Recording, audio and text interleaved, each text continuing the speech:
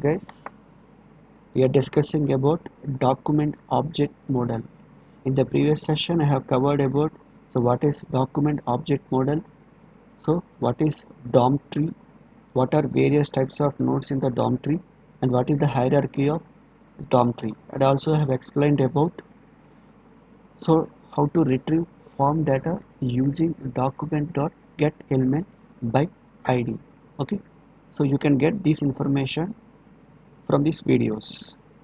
Okay, now in this session I am going to concentrate on get element by name. Okay, see here, get element by name. So the difference between ID and name is, so when you are giving an ID, that ID value must be unique in your HTML document. For example, take your previous example. See here, there are 3 text boxes. So for each text box there is a unique value. T1 is unique, T2 is unique, so T3 is unique. So for this purpose I am going to use document.getElement by ID.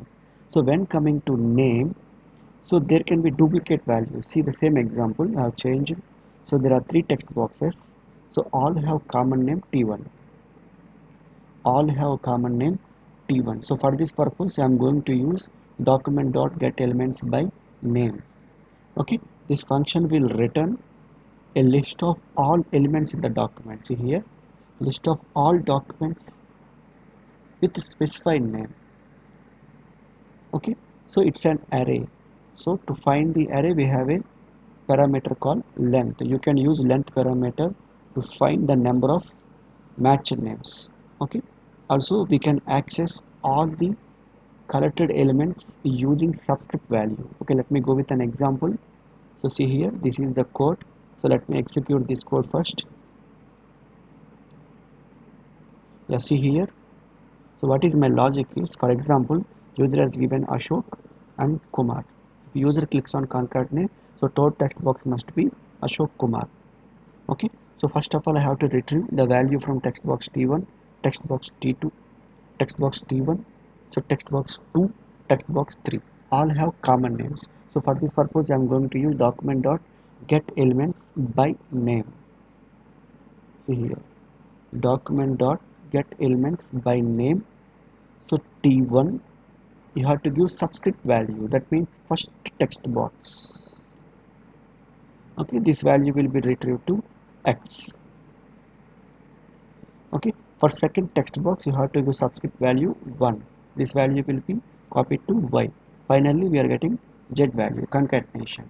So finally you have to display the text box final value in the text box third. So I am using subscript value 2.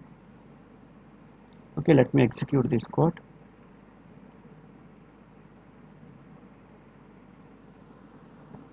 So Ashok, so Nani. See here, Ashok, Nani. Okay, so the only difference between ID and name is, when your HTML document contains elements with ID, then you have to go with document.getElement by ID. So document.getElement by ID will return a single value. Okay. Coming to document.getElements by name, the name itself saying elements. That means this function will return a list of elements with given name. Okay, it's an array. So to retrieve all the values in the array you have to use subscript values. Okay, thank you.